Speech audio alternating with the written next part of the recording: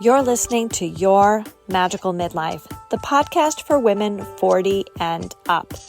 I'm Kate Higgins. I'm a licensed clinical social worker turned coach, and I'm here to be your guide, your friend, and your mentor. I'm here to light your way into your most magical midlife. Let's dive in. There's nothing that makes you feel more like you're settling into middle adulthood than the shift in your body clock. Now, I don't know, and I'll have to do a little research about this, if it's something that's biological, or is it life circumstance, or is it an actual biological function of aging? But I feel like in the last 15 years, but more acutely in the last 5 years, I seem to have become a morning person. And I never thought that was something that was going to happen to me. I was always somebody who went out at night, became more alert in the late afternoon. I mean, I used to work at nightclubs. I used to be involved in nightlife in New York City. I used to be up until 5 in the morning, 4 in the morning, 3 in the morning. This used to be just regular for me. This used to be my routine. I remember being in my 20s and not even really starting to get ready to go out until 8:30, 9 o'clock, and leaving my house at 10 o'clock, and things not really getting started until 11, 12, 1. It was just the way it was. Like, I remember putting on my eyeliner and my outfit at like 8:30, like getting out of the shower at 8:30, putting on my eyeliner, putting on my lashes, putting on my corset, putting on my shoes, tromping down to the subway at 10, meeting my friend at 11, heading to the club, to get there at 11:30, and things really starting to come to life around midnight. And staying out till whenever, going to breakfast, and then going home when it was light out in my ridiculous outfit. Passing people who were going to work at 8 o'clock in the morning. They were going to work and I was going home. Sometimes, well, at one point I had an office job, and my office job happened to be around the corner from a nightclub that I frequented frequently. And I was the office manager of this place, and I'm not going to mention the name of the company because I'm still friendly with people I worked with back then. But they probably know because I was definitely a hot mess at this point in my life.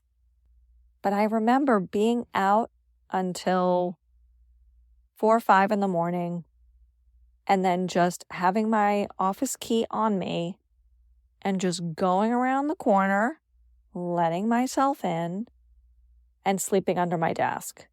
And then looking like I was on time for work when everyone else came in at 9:30. And having the appearance of being someone with their shit together, when clearly, I'm sure they knew that I had slept. I'm sure they knew. I don't think I was great at hiding it, and I'm pretty sure they knew I was still like a little bit drunk. And also, I would have like stamps up my arm from being, at this place and then going to that place. And, it was a wild time. You would go, this was New York in the early 90s. So you would start at the bank and then go to Mother and then go to the Limelight. Or you would start at the Batcave and then go down to Mother and then go to the bank. And if I ended up at the Limelight, I would just go to my job, and that would be fine. And now I think about that, And I'm exhausted just thinking about it. I don't know where I got that energy from. And if you're thinking to yourself, you got that energy from drugs, Kate, I'm going to tell you no. I did not get that energy from drugs. I was never a fan of those kinds of drugs. Let me just stop there with that and leave that sentence right there. I was definitely drinking, but I was not a fan of other things because I just have too much anxiety for those other things, you guys. Too much anxiety. No one needs to give me an upper because I would probably have a panic attack. Not good. Anyway, so now I find myself going to bed at 9 o'clock and getting up at 5:30 and leaving my house at 6 in the morning and exercising. And I am mildly horrified. There's still that part of me who's 24 and side-eyeing 52-year-old Kate and judging her. But now, not only do I not have the energy, now I live in a city that literally rolls up at 9 o'clock at night. Sarasota, everything is closed at 9 o'clock at night. Nothing is open. Well, maybe there's things that are open, but I don't know where they are because I've done no exploration of nightlife in Sarasota, and I'm not interested because I'm 52, and where am I going at 10 o'clock at night? Nowhere. 10 o'clock at night, if I'm even awake, I'm on the couch watching Project Runway. Happy, and more happy. I do not want to be out. I do not want to hear loud music. I don't even want to go see bands. I see on social media many of my friends from New York, people I knew from various incarnations of my life, either high school or college or post-college clubland. They're going to see the reunions of Depeche Mode, and they went to go see the Violent Femmes, and they went to go see whoever, and oh my God, I do not want to do that. I mean, I'm mildly jealous when I see the post because I'm like, damn, that looks so great. Oh, you saw Morrissey? Oh, that's amazing. And then I think of like standing for 4 hours or being in a crowd and, okay, this is going to sound terrible. And I know that my podcast is pro-aging, and I really am pro-aging. I swear, I am. I really am. But I don't want to see my idols age. I don't. I really don't want to see, thin-haired Dave Gahan. I don't want to see, pudgy Simon Le Bon. I don't want to see the sad remains of Axl Rose. I don't. I would rather remember shrieking skinny, able to reach the notes Axl Rose. I don't want to think about what's under Bret Michaels' bandana because and I know that it's a big bald spot. And God love him. He was a very good-looking man, and he still is. But I bet he'd look great if he just shaved his head and lived with who he is now. Is that judgmental? It's probably extremely judgmental and anti-aging, not pro-aging at all. And that's amazing that these bands are still touring. God love them. Good for them. I'm just too tired to go. It's me. It's not you, Simon Le Bon. It's me. But I will say, I have promised my friend Kit that if Duran Duran reunites with Andy Taylor, I'm there. and I don't care how much money it takes me to get there and get a ticket. I will get there. My fortune for a full Duran Duran reunion, my retirement savings for a Duran Duran reunion, because I will always love Duran Duran, okay? I will always love Duran Duran. Back to how I became a morning person and this shift. So I leave my house at 6 or earlier. And honestly, on the days that it's like 6:01 or 6:02, I feel like, oh no, I'm late. I'm late for my walk. And what am I late for? Nothing, really. I work for myself. So I need to put that self-judgment down. So I leave, I open my door, it's pitch black out, and I love it. It's so delightfully quiet. It's so peaceful. My head feels clear. I do my first loop. I do 3 loops, and each loop is just over 2 miles. My first loop I do in silence. I have my earbuds in, but I don't have anything on because I learned in a course that I took that you should do this mindfulness practice where you just pay attention to what's around you. So I smell the air and I listen to the cicadas and the quiet sounds of the morning, the occasional car, the occasional neighbor walking their dog. Usually we scare each other if I encounter somebody because nobody is out that early, really. And you know what? 6 a.m. is not that early. 5 a.m. would be ridiculous to go out and do this walk. But I ran into my neighbor Ro at 6 and she was at the end of her walk, which means she left at 5.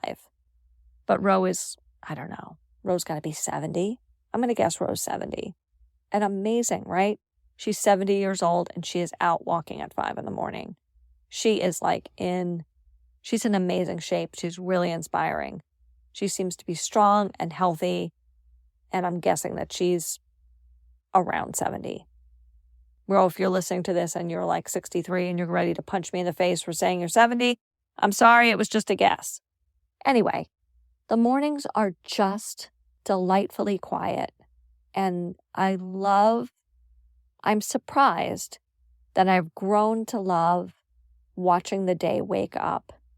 I'm finding it really centering, really focusing, and really spiritual in a way I can't quite put my finger on.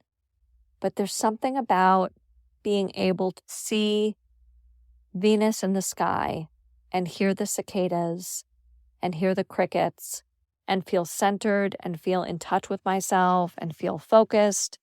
And it's a really beautiful way to start the day.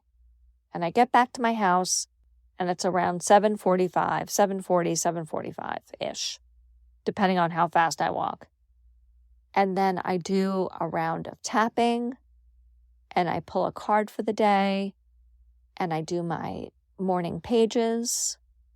And it's a really good way to settle into the day. And I do all of those things before I check social media and my email.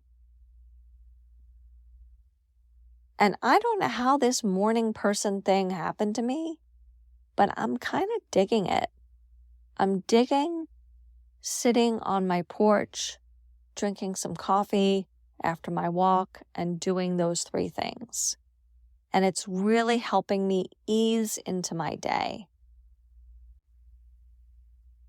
And I would really love to hear from you. Are you a morning person? Are you a recovering night owl? Are you somebody who is able to shift your schedule and be either a morning person or a night person, depending on the needs of the moment? Or are you somebody who's always been one or the other and don't see that changing in midlife? Send me a DM on Instagram and tell me where you fit into this spectrum because I am curious and I want to know. And before we end this episode, I'm going to pull a card, and I want you to focus and think about what you would like to get a little clarity on. And our card for this episode is... What is our card for this episode? It is... Boo! The 10 of Wands. Okay.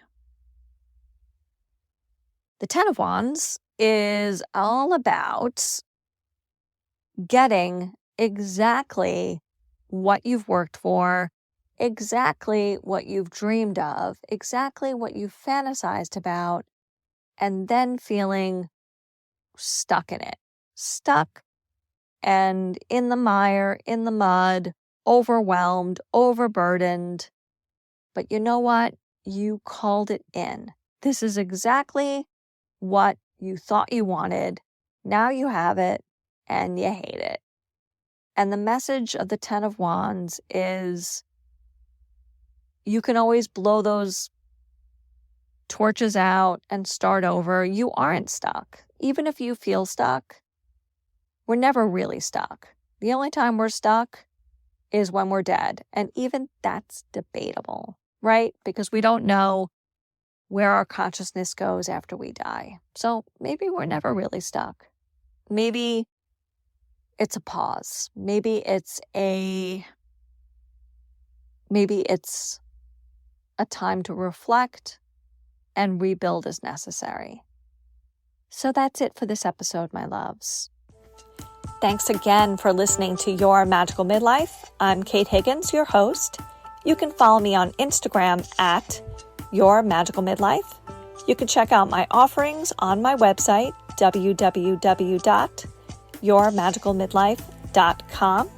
I offer one-to-one coaching, group coaching, retreats, a blog, and this podcast. Please remember to like, rate, and review to keep me in those algorithms. Have a great week. See you soon.